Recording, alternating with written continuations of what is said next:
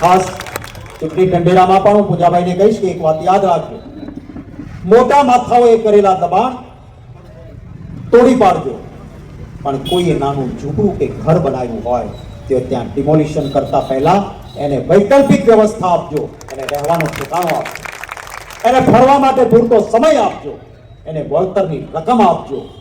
ડિમોલિશનના નામે નાનાને છત વિહોણા કરી દેવાના અને મોટા માલિકુજાર નદીઓમાં પણ બંગલાઓ બનાવે તો એને અડવાનું નહીં. આ નીતિ ભાજપની હોઈ શકે, આપણી ના હોય.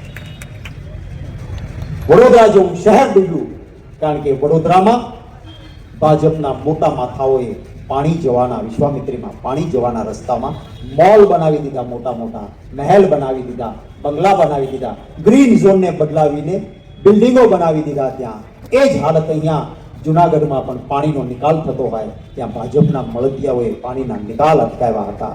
એ નિકાલો જરૂર દૂર કરજો, પણ ગરીબની ક્યાંય આહ ન નીકળે, એને તકલીફ ના પડે, એ પણ ચિંતા સાથોસાથ લોકોના આશીર્વાદથી આપણી સત્તા મળે તો આપણે કરવાની છે. એ જ શબ્દો સાથે આપ સૌનો આભાર માની ખૂબ ખૂબ શુભકામનાઓ પાઠવીને વિરમું છું. આપ સૌને વિનંતી છે કે મારા સાથે જય ઘોષ કરજો 3 વખત. જય હિન્દ, और जोर से जय हिंद, जय हिंद, जय हिंद. ખૂબ ખૂબ આભાર.